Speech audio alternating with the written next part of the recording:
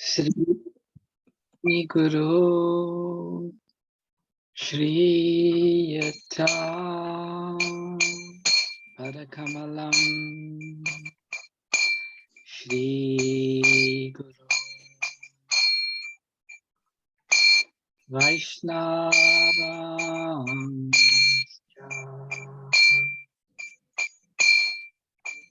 Shri Rupam Sagrajatam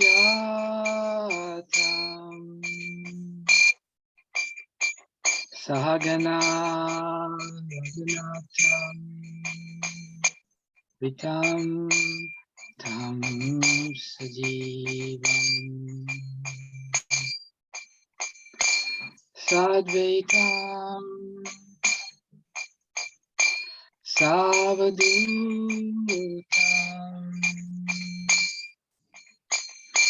Parijana Sahitam Krishna Chaitanya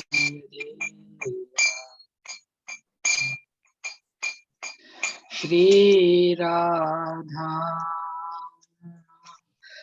Krishna Padam Sahagana Lalita Shri Vishakam Vitam Namo Vishnu Padaya Krishna Prishtaya Bhutale Srimate Bhakti Vedanta Swami Namine Namaste Saraswati Deve Gauravani Pracharine Nirvishesha Shunyavadi Paschachadishatari Jaya Shri Krishna Chaitanya Prabhu Nityananda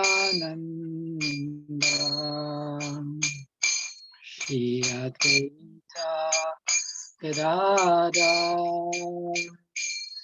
Shivashadi Gaura Bhaktivinoda Jaya Shri Krishna Chaitanya Prabhu Nityananda Shri Advaita Gadadhar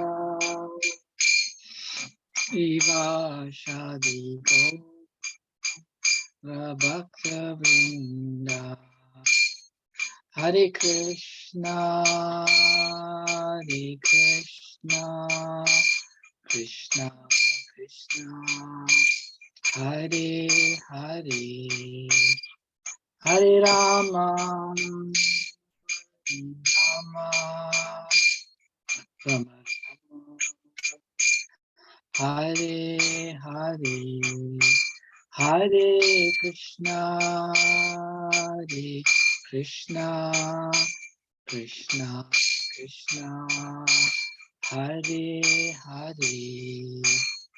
Hare Rama, Rama Rama, Hare Hare, Hare Krishna, Krishna Krishna, Hare Hare, Hare Rama, Rama Rama, Hare Hare, Hare Krishna, Krishna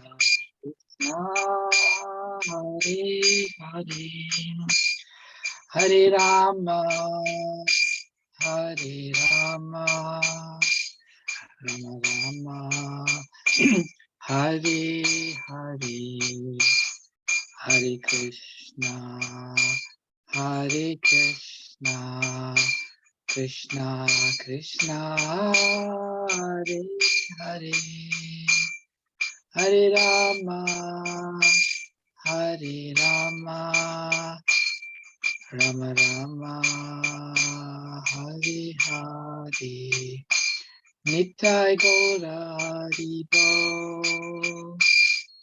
Haribo, Haribo, Nittai Gaura Haribo, Nittai Gaura Haribo, Haribo, Haribo, Nittai Gaura Haribo. Jai Jai Prabhupada, Prabhupada, Prabhupada, Jai Jai Prabhupada, Jai Jai Prabhupada, Prabhupada, Prabhupada, Jai Jai Prabhupada. Jai Shri Shri Radha Gokulananda Ki Jai, Jai Shri Shri Sitaram Lakshman Hanuman Ki Jai, Shri Shri Gaur Nitai Ki Jai, Srila Prabhupada Ki Jai, Nitai Gaur Premanande, Hari Hari Bol. All glories to the assembled devotees, Hare Krishna. All glories to the assembled devotees, Hare Krishna. All glories to the assembled devotees, Hare Krishna. All glories to the lotus feet of Shri Shri Guru and Shri Gauranga. All glories to Srila Prabhupada.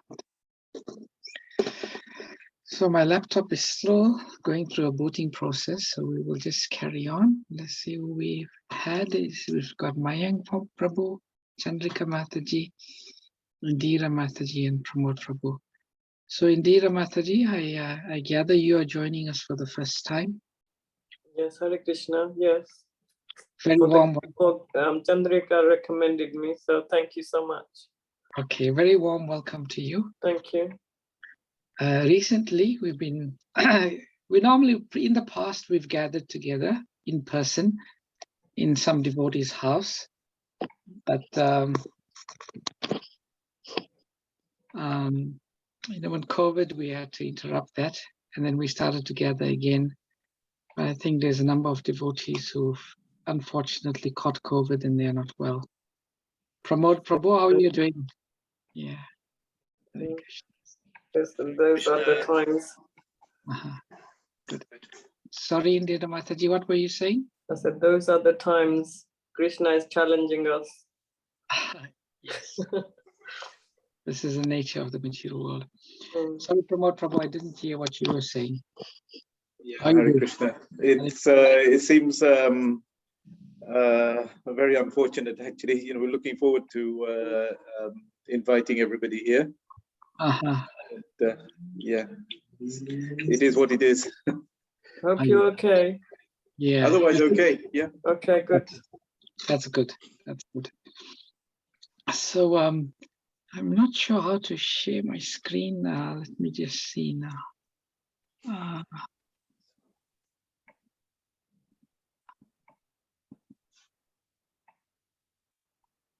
Okay, I'm not sure, but let me just see what's the best way we can do it. Let's see if I can get my Bhagavad Gita and then I can read. Okay, just go to find where my Bhagavad Gita is. Okay, I'll read it. I'll probably read it off my other phone anyway while the phone reboots. Let's see. We will go to the Veda base. We are going to read a verse from the Bhagavad Gita today and then discuss it. And was it chapter 6? Chandrika Mataji, what were you recommending? Let me see. 15:7. Okay. Those of you who have Bhagavad Gita with you, please get your Bhagavad Gita and open to chapter number 15. You have a copy of Bhagavad Gita, Indira Mataji? Oh, you got it. Okay. So everyone else, I'll just give you all a few minutes. If you do not have it in front of you, maybe you should go and grab your copy while I just go through the challenges of technology today. And then we shall discuss text number 15.7. And then we can take some questions. So let's say the invocation before we start. Om Namo Bhagavate Vasudevaya. Om Namo Bhagavate Vasudevaya. Om Namo Bhagavate Vasudevaya. So we're reading from Bhagavad Gita, chapter number 15, text number 7. Mamaivam jiva loke jiva bhuta sanatanaha manasas sastan indriyani prakriti stani karshati. We'll repeat once more. Mamaivam jiva loke jiva bhuta sanatanaha manasastan stan indriyani prakriti stani karshati. So the word for word synonyms: mama, my; eva, certainly; amsha, fragmental particle; jiva loke, in the world of conditioned life; jiva bhutaha, the conditioned living entity; sanatanaha, eternal; manaha, with the mind; shashtani, the six; indriyani, senses; prakriti, in material nature; stani, situated; karshati, is struggling hard. Translation and purport by Srila Prabhupada. Srila Prabhupada ki jai. The living entities in this conditioned world are my eternal fragmental parts. Due to conditioned life, they are struggling very hard with the six senses, which include the mind. So purport, let's take turns reading the purport. So Mayank Prabhu, you're first on my screen when I see you. Would you mind reading the first paragraph? Is quite long, but you can read it, please. Sure, Prabhuji. In this verse, the identity of the living being is clearly given. The living entity is the fragmental part and parcel of Supreme Lord eternally. It is not that he assumes individually in his conditional life and in his liberated state becomes one with the Supreme Lord. He is eternally fragmented. It is clearly said, Santanaha. According to the Vedic version, the Supreme Lord manifests and expands himself in innumerable expansions, of which the primary expansions are called Vishnu Tattva and the secondary expansion are called the living entities. In other words, the Vishnu Tattva is the personal expansion and the living entities are the separated expansions. By his personal expansion, he is manifested in various forms like Lord Rama, Narsimhadev, Vishnumurti, and all the predominating deities in the Vaikuntha planet. The separated expansions, the living entities, are eternally serviators. The personal expansion of the Supreme Personality of Godhead, the individual identities of the Godhead, are always present. Similarly, the separated expansions of living entities have their identities. As fragmental part and parcel of the Supreme Lord, the living entities also have fragmental portions of his qualities, of which independence is one. Every living entity, as an individual soul, has his personal individuality and a minute form of independence. By misuse of that independence, one becomes a conditioned soul, and by proper use of independence, he is always liberated. In either case, he is quantitatively eternal, qualitatively eternal, as the Supreme Lord is. In his liberated state, he is freed from this material condition, and he is under the engagement of transcendental service unto the Lord. In his conditioned life, he is dominated by the material modes of nature, and he forgets the transcendental loving service of the Lord. As a result, he has to struggle very hard to maintain his existence in the material world. The living. Okay, we'll stop there for the first paragraph. So there's a lot covered there. So maybe we'll just pause and firstly discuss the first paragraph. And the first three words there are very important in this verse. Mama, Eva, and Amsa. So the Sanskrit word Amsa means a particle or a fragment. Now this word, it's featured in the Vedic scriptures quite a few times, both to describe, the Lord himself and his plenary expansions and the living entities. So this is a very, very important part to understand that who we are. We are all tiny particles of the Supreme, of the Divine. Tiny particles, just like you get a spark of fire that comes from the fire. So in the same way, we are tiny particles or parts of Krishna. We are not Krishna. There are some mistaken philosophers. They're called the Mayavadis. They say that we are God. Now we have just expanded as a part of God. And eventually, when we become liberated, we merge into the whole again and we become God. That is a mistaken philosophy. That is not the proper understanding of Vedanta.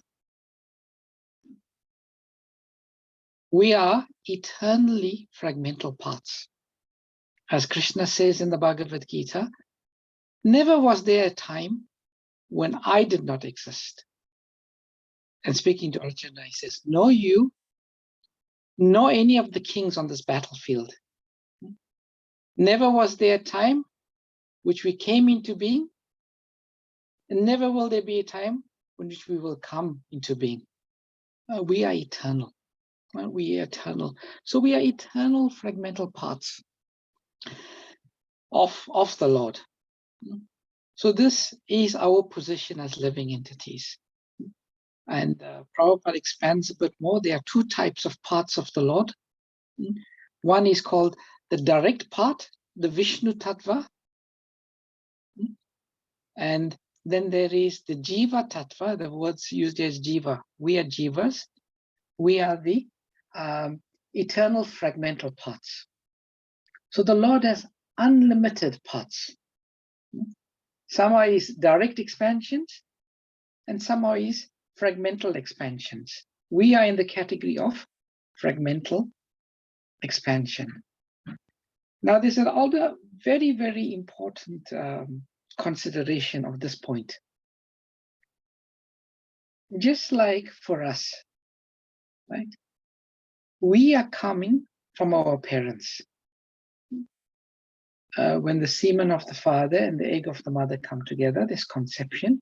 And from the conception, cells divide, and eventually, through the process of birth and embryo development, we are born. And when we take birth, we consider, and we always consider, our relationship with our parents as being very, very important. very close relationship. And we maintain that relationship right till the time that, we die. Why? Why do we consider ourselves so close? Because we are coming from our mother and father. So in the same way, we come from Krishna. We are not strangers. Sometimes, we tend to have this thought that, we are separated from Krishna. And Krishna and us, we are, in some sense, we're very strange. We are strangers. But it's the complete opposite. Our parents are temporary. Like if we think Prabhupada gives the example, we come from our parents, and our parents come from their parents, and their parents come from their parents. And if you trace it all the way back to the very first living entity in this material world, who is Lord Brahma. And who's the parent of Lord Brahma? Lord Brahma is born on the lotus, which is emanating from the navel of Lord Vishnu. So we are all very, very close to Krishna. Never at any point in time, we should think that there is some distance. We are parts and parcels of Krishna. In the purport, but Prabhupada makes the very important point. There is the qualitative similarity, and then there is the quantitative. Prabhupada often gives the example of the drop of ocean. If you take a drop of water from the ocean,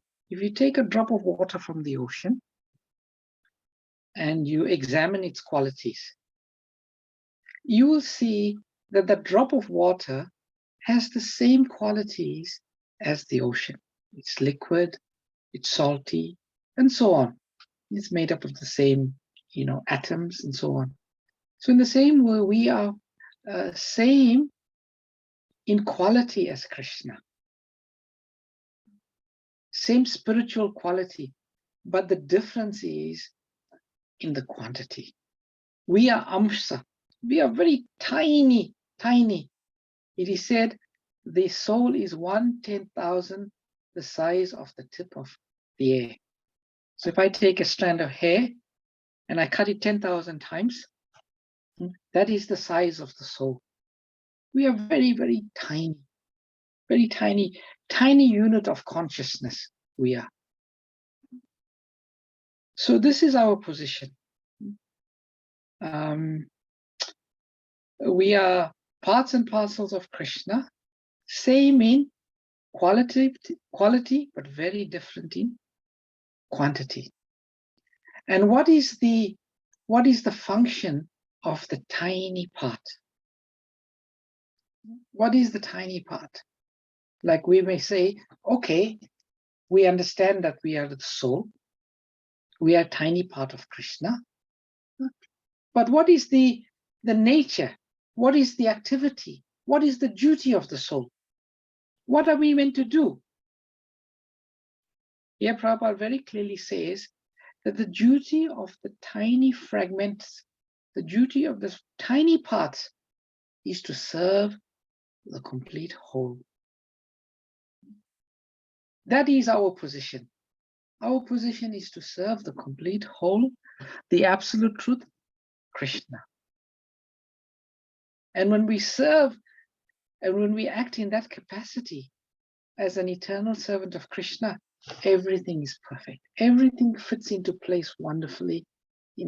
We are happy, we are satisfied, we are in our element. There is no difficulty. But there is a big difficulty that arises when we forget our real position as tiny living entities, that we are servants of Krishna. What happens when we forget that? We become conditioned. We enter into conditioned life. So in one sense, this verse of the Bhagavad Gita, it is packing into it Krishna is giving us the essential philosophy. They said that essential philosophy is made up of 3 elements: Sambandha, Abhideya, and Prayojan. Sambandha means relationship. We've got to understand what is relationship. And in our case, our relationship with the Supreme Absolute Truth. The second aspect of philosophy is Abhideya, process. What is the process by which we connect with the Supreme Absolute Truth, the tiny living entities? And the third aspect of philosophy is Prayojan, which means the goal. The goal. So Lord Sri Chaitanya Mahaprabhu, when he instructed Sanatana Goswami, he said these are the 3 essential elements of philosophy: understanding relationship, understanding process, and understanding the goal.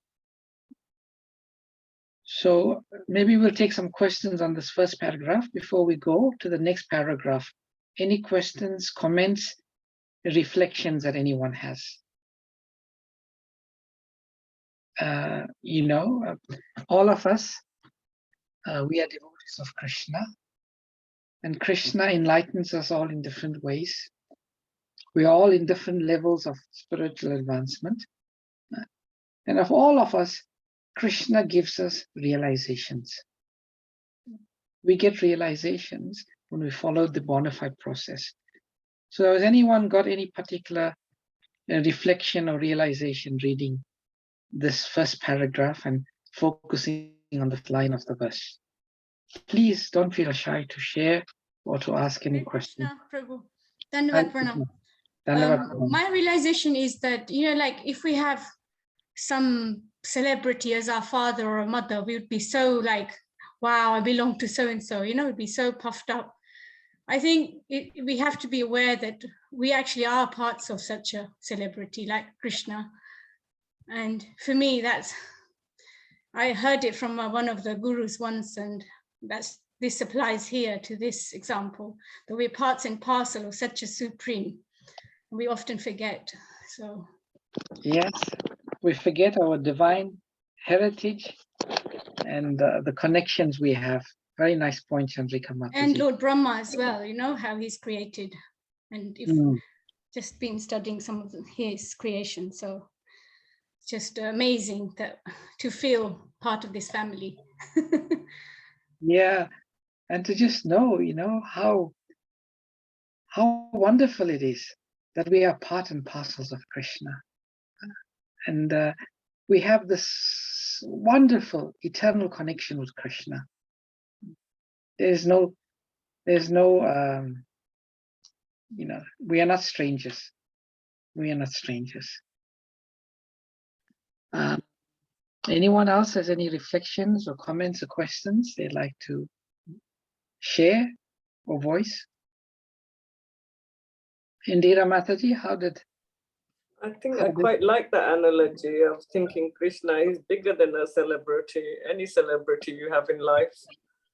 When you think of it like that, I will be so lifted to think of it.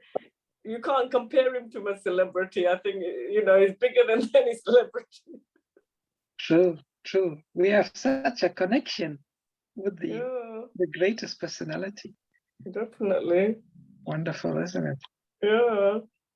Hare Krishna. I love that. Hare Krishna. Hare Krishna. Pramod Prabhu. Stay with me. Okay. Wonderful. Pramod Prabhu, Jyoti Mataji, you wanted to share anything? Yes, it was me, Prabhuji. I was thinking how tiny we are. How tiny we individually are. Yes. In the whole scheme of things. True. Prabhupada used to say, there's more souls in this, not only this universe, even in this planet, than there are grains of sand on the shore. If you walk on a seashore, there's just seems like unlimited grains of sand. And there are so many living entities. And we are just one small particle. So we're very small. That's nice. It's a nice feeling. It's humbling in one sense too, isn't it? Very much so, yeah. Oh. Anything else you wanted to add? No, it's just that is, we spend all our time thinking about making ourselves happy, what we're going to eat, what we're going to wear, what we're going to do. And actually, we're so tiny, we're so insignificant. Yet we're spending all this time, on something that's so unimportant. So, yeah. And the amazing thing is, although we are so insignificant in reality, but in Krishna's eyes, we are significant. Every one of us, we have a very, very unique relationship with the Lord. When Krishna has expanded himself into this unlimited tiny fragments, why has Krishna done that? Someone may ask the question, what is the plan? Why has the Lord expanded himself to unlimited, infinitesimal number of living entities? Why has he done that? And the reason that has been brought to us by the Vedic scriptures and our great acharyas and the Lord himself, it is that we are expansions because Krishna wants to enjoy. Once a gentleman was speaking to Srila Prabhupada, and in the class, Prabhupada was making this point of how we are expansions. And then he asked Srila Prabhupada the question, why does God expand himself? And then Prabhupada said, you are a married man? He said, yes. You have children? Yes. So why have you expanded yourself in the form of your children? Man said, is to enjoy. When we have children, there is happiness, there's enjoyment, there's relationship, that is fun. And Prabhupada said, yes. In the same way, Krishna has expanded himself and he's unlimited. He's expanded himself to enjoy. And we, when we serve Krishna, Krishna feels tremendous enjoyment. And here is the amazing part. We feel unlimited enjoyment in our service to Krishna. It's not only one way that Krishna has expanded himself for us, for himself to enjoy us. No, Krishna is allowing ourselves to experience unlimited spiritual happiness through that relationship also. So this is the reason that Krishna expands himself. And all of us, we have this very, very unique relationship with Krishna. Nobody has that relationship with Krishna that we have. It is completely unique. And therefore, when we are in that relationship, established in that relationship, it gives Krishna. It gives Krishna pleasure. It gives Krishna pleasure. And in one sense, the whole philosophy of the Bhagavad Gita is embodied in this one principle. By making Krishna happy, we automatically become happy. But now, our situation in conditioned state. Now we are in a conditioned state. And Prabhupada will explain how we come into this conditioned state. Prabhupada has explained. He said, we have been given independence. Krishna has given us this independence. For there to be a loving relationship, there has to be independence. If there was no independence, it would be robotic. It would have no true meaning of love. So Krishna has said, all right, if you want, you can choose to serve me and to engage in a loving relationship with me, or you can choose to be independent. That is your choice. And unfortunately for us, all of us who find ourselves in this conditioned material world, at some point in time, we made the choice, using our independence, to want to enjoy, well, try to enjoy separately from Krishna. Separately from Krishna. And then this is where the conditioned state starts. So maybe that will take us nicely into the next paragraph. Chandrika Mataji, you are next on my list. Would you like to read the living entities? Yes, I can, Prabhu. The living entities, not only human beings and the cats and dogs, but even the greater controllers of the material world, Brahma, Lord Shiva, and even Vishnu, are all parts and parcels of the Supreme Lord. They are all eternal, not temporary manifestations. But the word Garshati, struggling or grappling hard, is very significant. The conditioned soul is bound up as those shackles by iron chains. He is bound up by the false ego, and the mind is the chief agent which is driving him in this material existence. When the mind is in the mode of goodness, his activities are good. When the mind is in the mode of passion, his activities are troublesome. And when the mind is in the mode of ignorance, he travels in the lower species of life.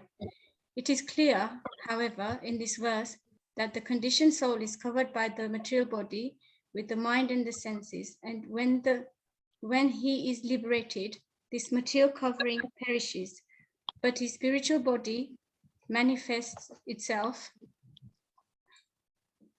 One second, I've just gone. One second, I've just lost my thread because I went down on my laptop. But his spiritual body manifests itself in its individual capacity. The following information is there in the Madhyandhyana Shruti.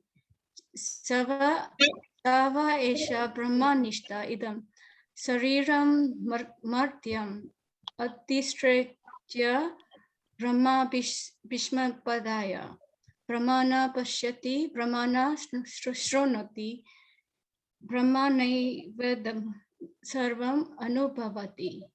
It is stated here that when the living entity gives up this material embodiment and enters into the spiritual world, he revives his spiritual body.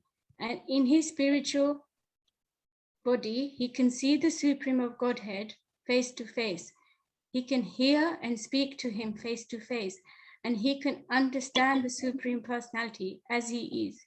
From Smriti, also it is understood, Vasanti Yatra Purusha Sarva Vaikunta Mruti. In the spiritual planets, everyone lives in bodies featured like the Supreme Personality of Godheads. As far as the bodily construction is concerned, there is no difference between the part and parcel living entities. The expansions of Vishnu Murti, in other words, at liberation, the living entity gets a spiritual body by the grace of the Supreme Personality of Godhead. Hare Krishna. Hare Krishna. Thank you. So again, Prabhupada has packed so much of understanding in his purport. And Prabhupada is saying here that all the living entities who find themselves in the material world, even Lord Brahma, Lord Shiva, and Lord Vishnu, they're all parts and parcels of the Supreme. It is explained that we, the living entities, when we fall from the spiritual world, when we fall down into the material world, the the boundary of the spiritual world and the material world is a river called the river Viraja. And on the other side of the Viraja river is the spiritual world. On this side of the Viraja river is the material world. In the Viraja river, there is no manifestation of the three modes of material nature. So when we fall into the material world, there's certain things that happen. The first thing that happens to us is we take false ahankar. That means we forget who we really are. And we take on a material body. And as he said, when the living entity falls from the spiritual world, the first place they'll end up is in Brahmaloka. In Brahmaloka. And there we take on a material body. And then we take the false ego. And then we take on the subtle body. The subtle body is made out of mind, intelligence, and false ego. First false ego, then intelligence and mind. And then following that comes the gross body with the six senses. That's how we fall. And then we start to think according to the body. You know, I think I am Vrindavan Chandra Das. You know, and different people think they consider their identity to be in accordance with the material body. And then according to the modes that they acquire, one is forced to act in a certain way. And Prabhupada says here, when one is in the mode of goodness, one's activities are good. When we're in the mode of passion, then the activities are troublesome. And when we're in the mode of ignorance, then we take on the lower species of life.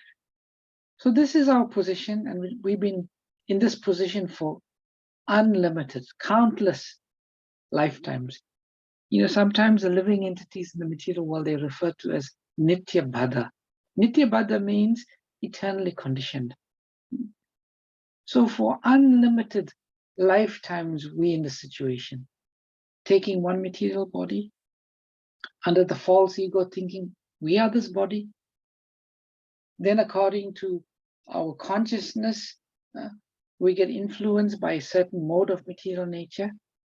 Our activities get governed, informed by the modes of nature. And in this way we carry on, all forgetting our real position, suffering, as this verse says here, suffering, struggling, karshati. Karshati means struggling. Material life means struggling, difficult existence. At any point in time, there's that janma mrityu, jara vyadi, birth, old age, disease, and death. Janma mrityu, janma means birth, mrityu means death, jara vyadi, old age and death. And then there is adi-atmik, adi-bautik, adi-devik. Adi-atmik means miseries caused by the body and mind all the time. You know, there is some trouble given to us by the body. We may hurt our finger, chop our finger in the door. We may have a headache. We may catch COVID. And when you're young, it's not so much. But the older you get, the more the effects of adi-atmik is felt. And then today's times, you know, there's miseries caused by the mind. You know, mental miseries in Kali Yuga are even probably worse and more difficult and more challenging than the physical illnesses. And then there is adi, bautik.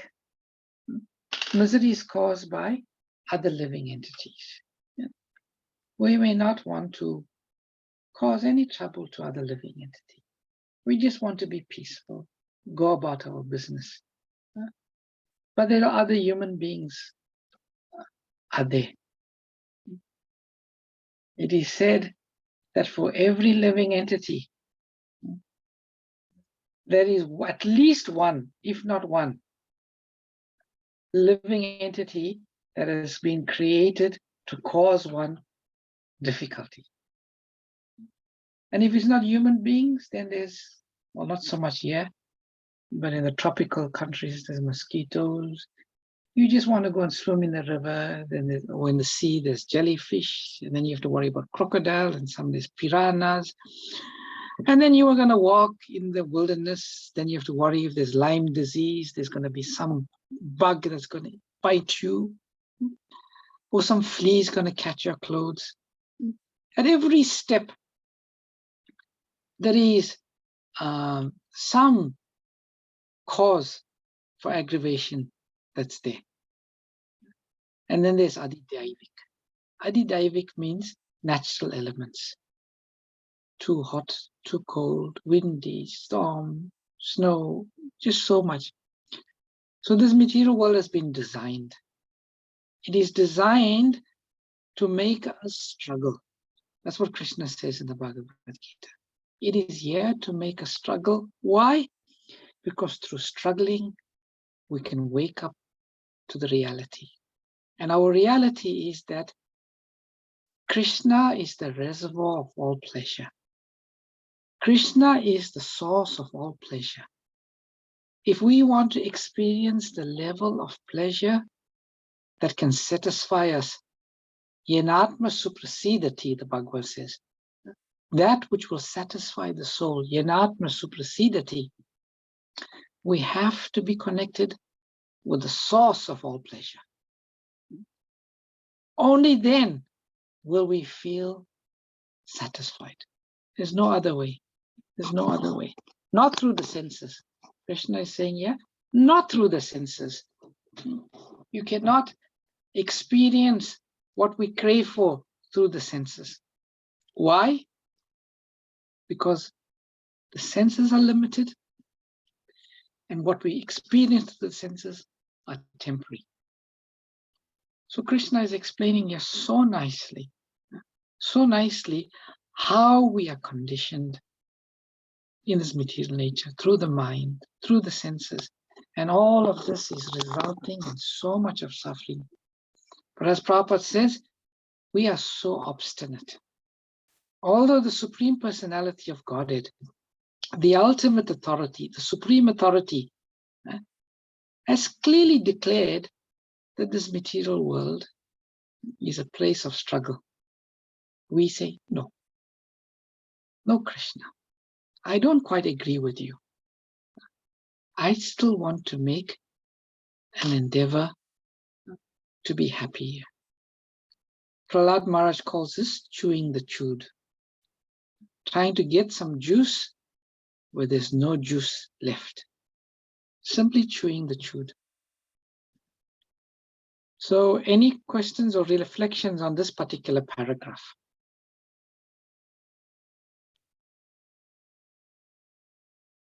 No? Okay. Hare Krishna, Prabhu. Hare Krishna, Prabhu. No, this is very kind of the biggest, sort of our biggest challenges, really, isn't it? Because we come to Krishna consciousness and we've been, we've got a whole lifetime of conditioning, many lifetimes of conditioning, and we're, even though we attend the classes, we see the lectures and everything, and we, our intelligence is telling us that, this is where we should be going. It still continues to be a struggle. Yes. It is. We forget, and this is the nature of Maya, Krishna's bewildering energy. This energy is, Maya is so powerful. It completely covers us. It completely covers us. Prabhupada used to say there's something called a crematorium renunciation. This happens to people. Someone close to them dies. And it happens to us. We go into the crematorium. We look at the dead body before it's cremated. Then we see the body cremated. Then we see the ashes come out. And we, do some ceremonies with the ashes. All of that makes us sober. And we think to ourselves, what is it?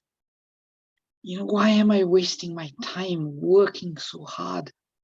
If at any point in time, it can just be taken away. Everything is so temporary. I come with nothing and I leave with nothing. We become sober. We develop a sense of renunciation.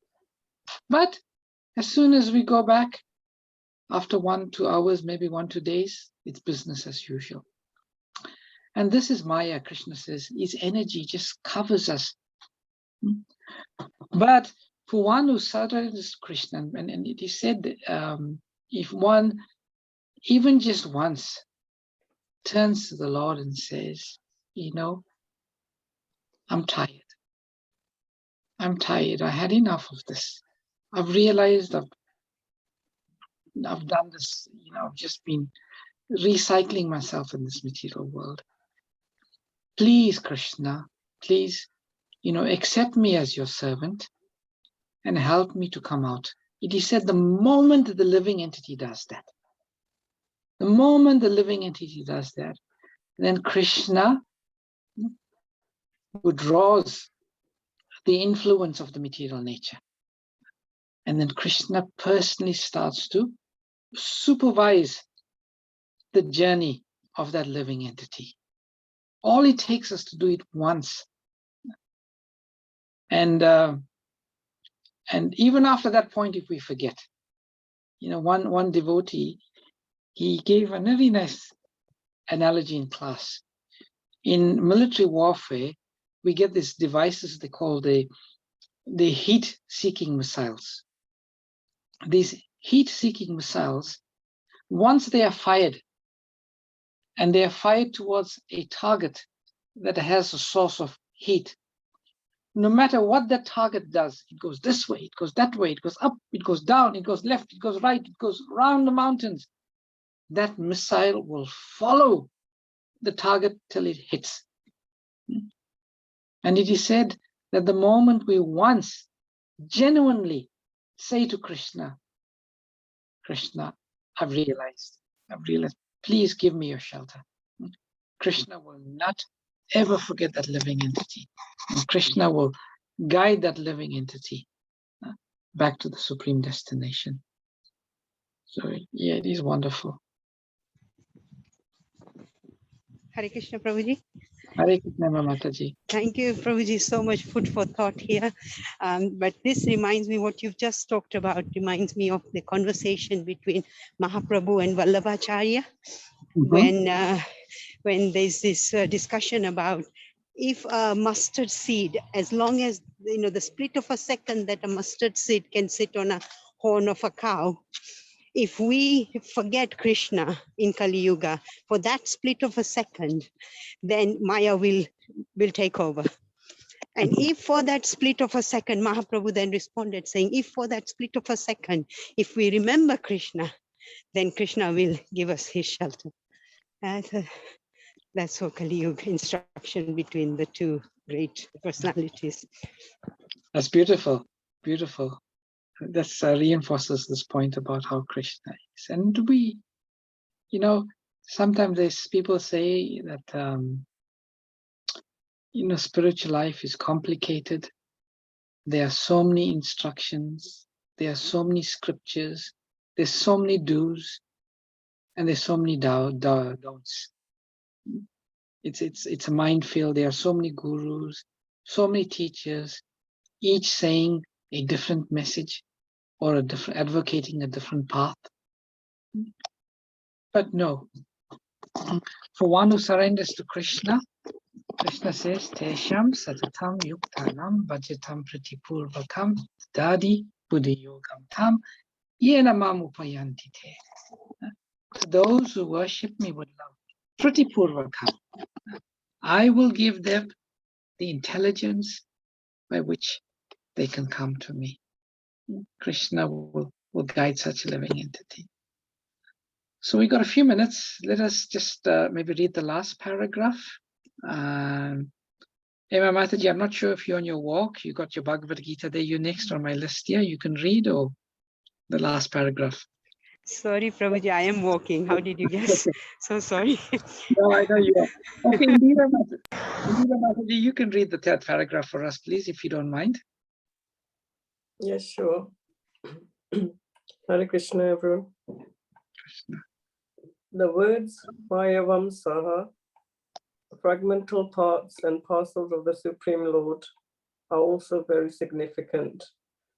The fragmental portion of the Supreme Lord is not like some material broken part. We have already understood in the second chapter that the spirit cannot be cut into pieces. This fragment is not materially conceived.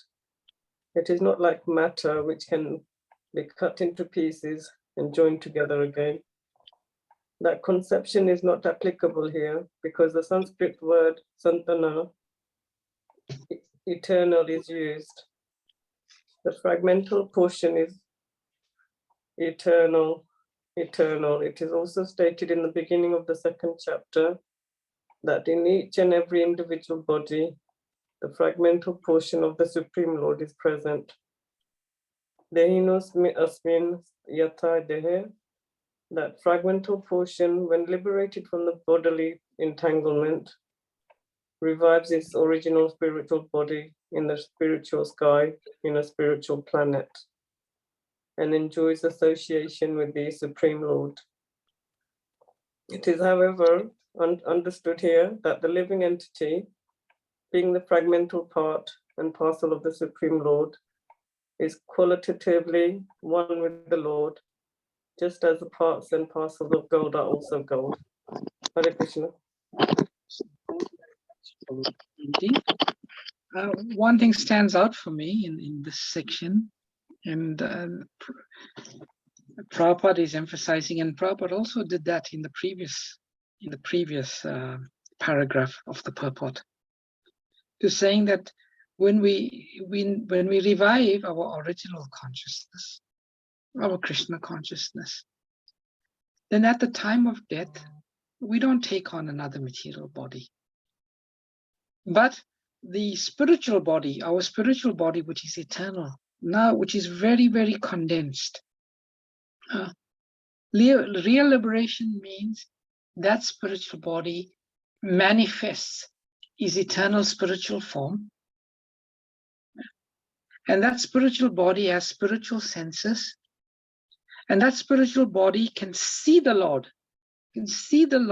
face to face, and can interact with the Lord on a one-to-one basis. Again, it just emphasizes this very, very unique eternal relationship we have with the Lord.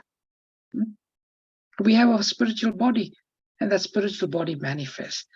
And it will manifest, in our eternal relationship. We can be a servant. It is said in the Vaikuntha planets, everyone has a body that's equal, almost equal, I could say, almost equal to the Lord.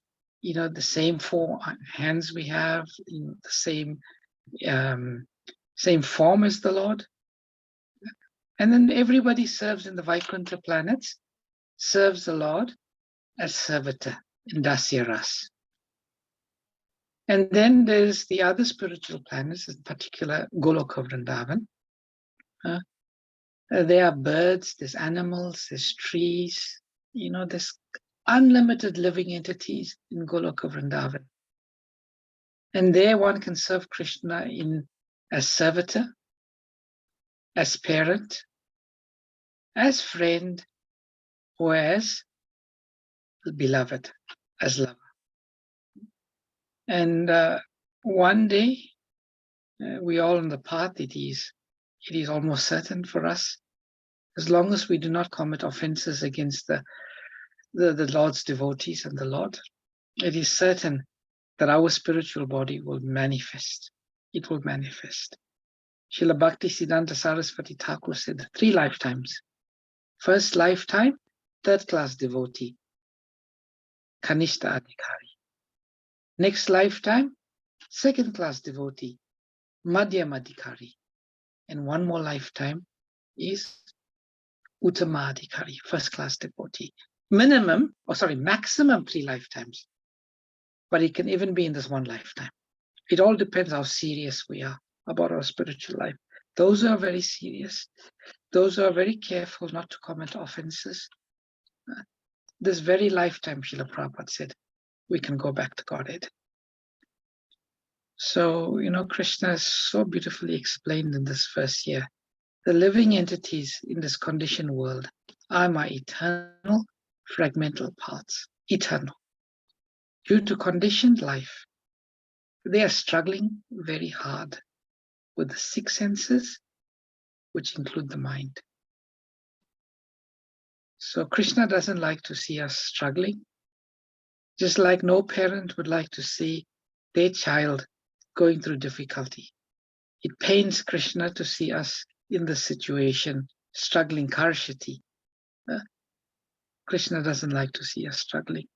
And it is said that Krishna is very, very eager to give us benediction. Very eager to give us benediction. Prabhupada says that in one class. And unfortunately, we are not being very eager to accept it. But the moment we show some willingness to accept Krishna's benedictions, the Lord is just waiting to bestow unlimited benedictions on us, which is really so beautiful. So it is already past 8. I think I'll stop here. I'll take any questions, comments, or reflections that anyone may have, that they take away from today's session.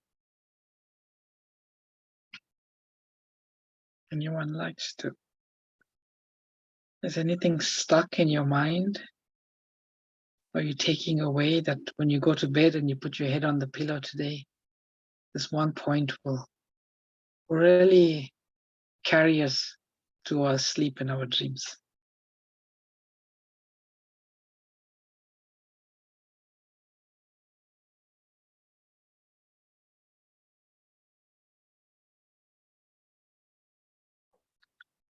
Hare Krishna, Prabhu. Hare Krishna. It seems to be the difference between sort of extreme simplicity and extreme difficulty. Like Hema Mataji said, it just takes one instant to surrender, and Krishna will reciprocate. Mm-hmm. And yet we spend lifetimes struggling with that. Yeah. It's almost like a paradox, isn't it? Or I guess it all Prabhupada says, one surrender in a second. What is that? Who is that king? Who is in 1 second he surrendered completely. King Katta. Katvanga. Katvanga, yeah, King Katvanga. Katvanga. In 1 second he surrendered to Krishna. But for most of us, the process of surrender is a process.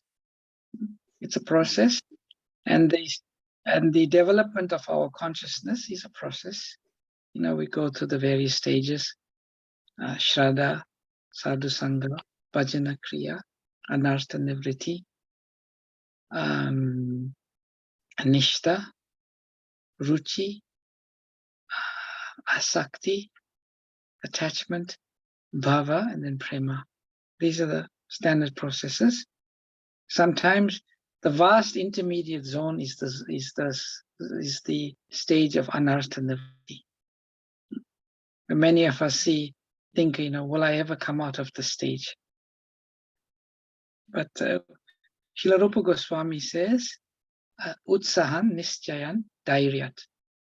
Tat karma pravartanat. One should have patience, one should have enthusiasm, and we should be hopeful.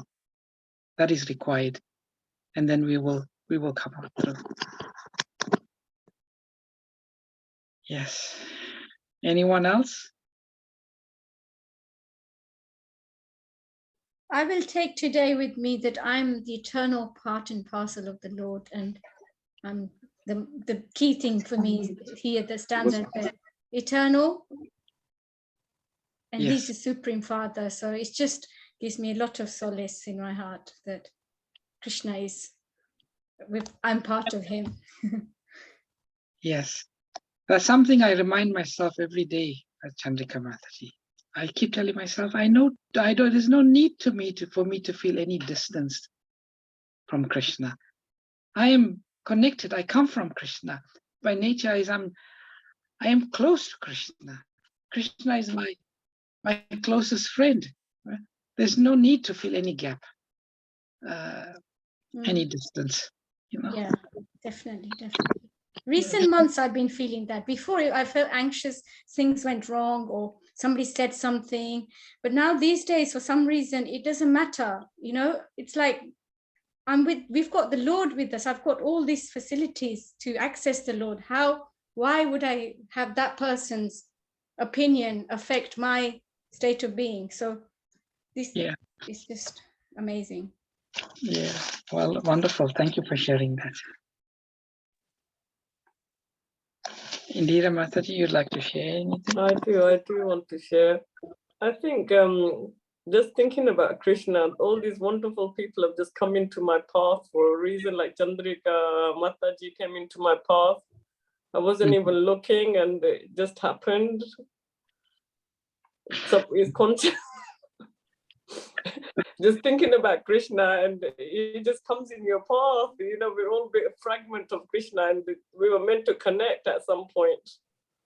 Yeah, definitely. Yeah. Don't lose the opportunity now, Indira Mataji. Embrace it. I'm embracing it and I'm loving it.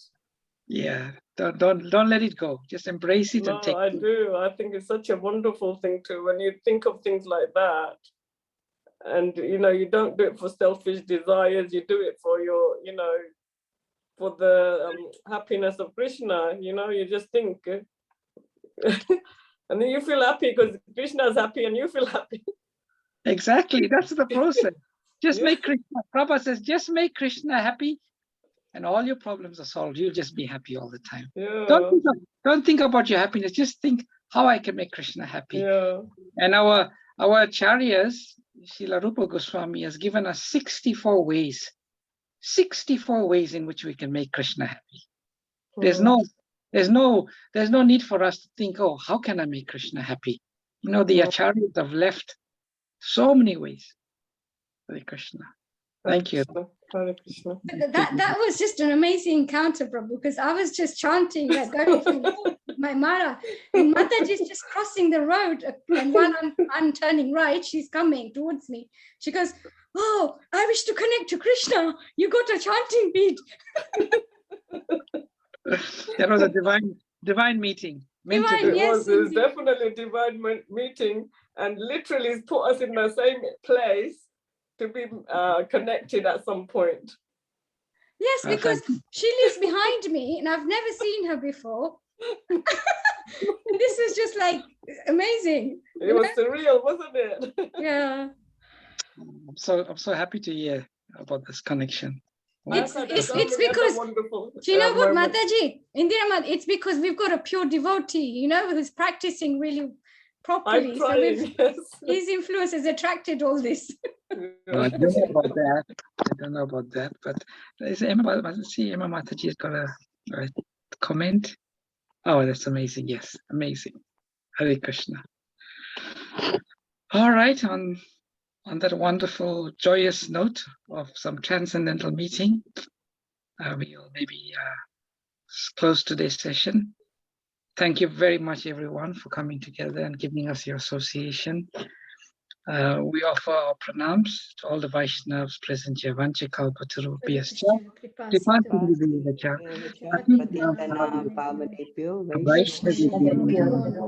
Anantapuri Vaishnav Vrinda ki jai. Prabhupada ki jai. Om Premanande.